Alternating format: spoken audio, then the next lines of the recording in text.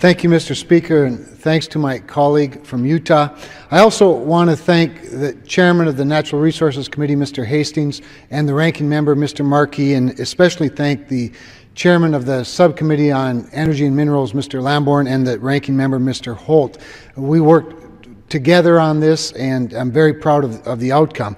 It's a rather benign bill that has rather major ramifications, I believe. I also want to thank the leadership at the Bureau of Land Management for not only doing an excellent job in managing the lands, the federal lands in North Dakota, but their support of this bill and their guidance, frankly, in helping to craft it in a way that meets the objectives.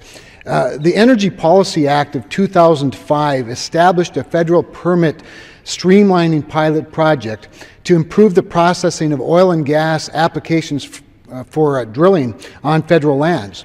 The Montana BLM office in Miles City was included in the pilot project, but what was not known to the drafters of the legislation then was that North and South Dakota are under the direct jurisdiction of that regional office in Miles City.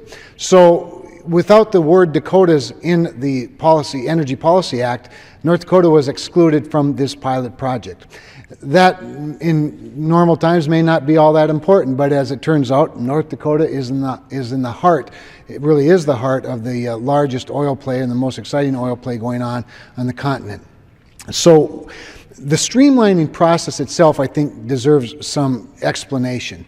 Because I think what I want to do is to calm the fears of anybody that might think we're looking at cutting corners or expediting a regulatory process that deserves the rigor that it is receiving. What the streamlining process does is not cut corners, but rather it streamlines by co-locating all of the various federal agencies that have jurisdiction, like the EPA, like the Bureau of Land Management, perhaps the USDA, USGS.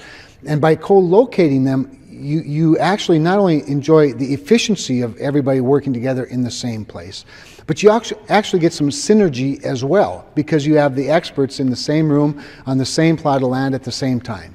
This is a bill, as I said, that doesn't cut corners and streamlines, but it also has broad ramifications, because I think that North Dakota is the perfect laboratory for a pilot project like this.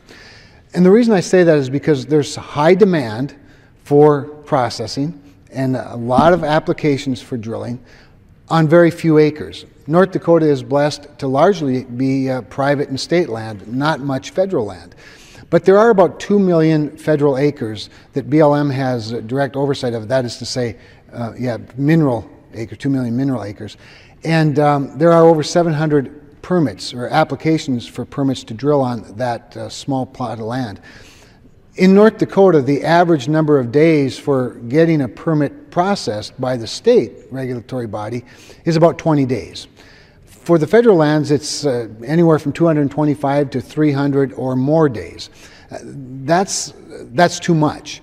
I certainly don't advocate, nor do I think anybody else in North Dakota advocate streamlining this to the point of where it only takes 10 or 20 days to issue a permit on federal lands. Clearly, there are 325 million owners of those federal lands. It requires a more robust environmental protection regime.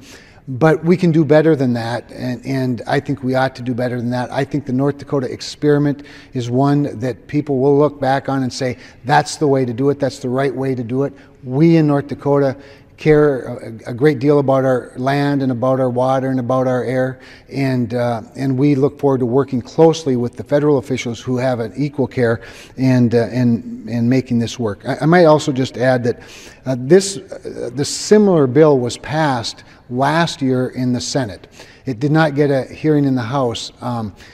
The companion bill has been introduced again in the Senate this year by Senator Hoeven and co-sponsored by Senator Heitkamp. It has bipartisan support in the Senate.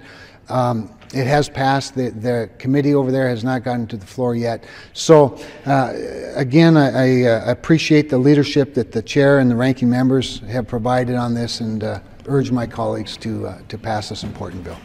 Gentleman yields.